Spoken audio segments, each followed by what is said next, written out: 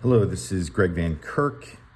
Good morning. First of all, if you hear any beeping or barking or sirens, that's just New York City saying hello to you, so disregard that.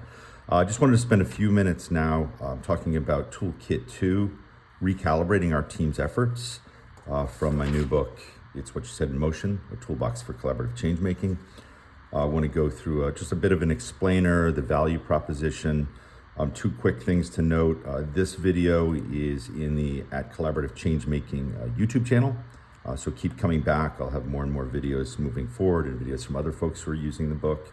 And as well, if you haven't gotten your toolbox yet, you can get it at collaborativechangemaking.com or at good old Amazon. So for this toolkit, Toolkit 2, I've got the how might we question as I do with all of them, is how might we check in on our expectations, responsibilities, and priorities. So we have a number of tools that help you do that I'll walk through in a moment. But first is 10 things that this toolkit helps you do, amongst others, right? So first, it will help you maintain what makes your team tick, right? So as you move forward, as you change, as you scale, as the environment changes, what is that special thing that makes your team really work? So it's going to help you to do that. It's going to help you to be adaptive and flexible. It's going to help you make sure that you're starting your conversations with everyone, quote unquote, on the same page. Help you to define clear roles and responsibilities for team members. These are some of these tools, as you'll note as I go through them, you can easily put into Toolkit 1 too. You might want to put the tools that help you do that into Toolkit 1. Work to achieve a good balance between your short-term focused and long-term focused efforts. Work together to empower the most appropriate level of engagement for each stakeholder. This is a really, really important one, especially when you're working with communities or different groups of people from different places. Prioritize your efforts through the lens of urgency and importance. That's the Eisenhower tool we'll get to. Analyze your work through the lens of effectiveness and efficiency. Organize and prioritize your workflow. Borrowing from Agile, you'll see that. And this toolkit will help you to minimize perceived threats and maximize rewards. For that, I borrowed from the SCARF model. So let me just briefly walk through the tools themselves so that you can see. Now, these tools, as most, are not sequential. You can just pick and choose one or another on any given day. But the more tools you use from a given toolkit, the stronger you'll be in this area, the more depth your team will be. So here we are on page 121. We've got a few notes there, a little rule I call the closet rule. Take a look at that. Again, the inventory, prioritization help, as with all of them, self-check, how are we doing, suggestions so that you can figure out where you want to prioritize with your team. Tick boxes to say that you've gone through them, or put smiley faces, or rate the tools yourselves. Collaborative Changemaking Voices, my brother Bucky Glickley, Mahatma Gandhi, Nina Simone, love her, Simone Biles, a whole variety of different folks here to get you in the spirit of recalibrating your changemaking team. And then we have our first tool, which may be familiar with many of you. It's basically a level setting check-in tool. Right? This should more become a habit, and after you've used this tool once or twice, you may modify it yourselves, and your team will just start to use these phrases and start to do this ideally at the beginning of every meeting. So basically, you want to put down the context, what we're confident we know, what we think we know but we're not sure, what we think we don't know, and what we're confident we don't know. Right? Make sure that everybody's expectations are in line and everybody's in agreement. Second tool is a RACI structure check-in. Right? That's to help to decide who's responsible, who's accountable, who's consulted, who's informed. Here you put in your goal, different project descriptions, completion dates, projections if you have them, and then team roles. Put in people's names here. Right? Again, make sure that you're all on the same page. You need to recalibrate at times or calibrate up front. This could easily go in Toolkit 1. The third tool, is 2.3. It's a Goldilocks check-in. This is about getting to just right.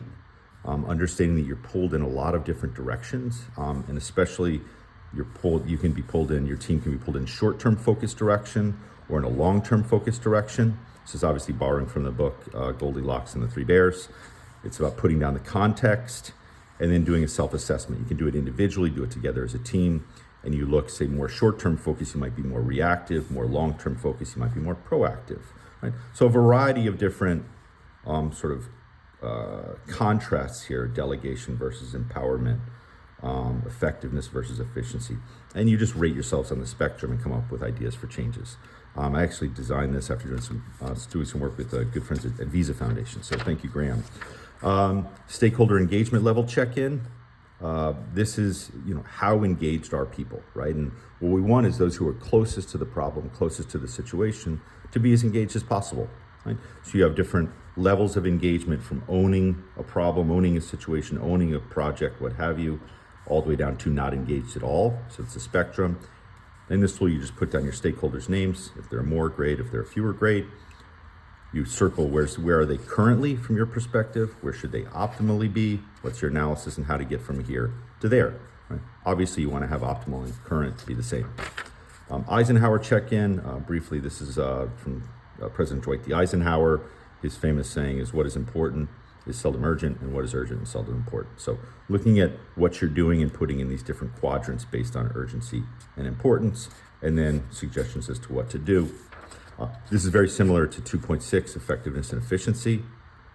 Looking at your goals, what you're trying to achieve, projects, work that you're doing or that you might be doing, and looking through the lens of effectiveness, and efficiency.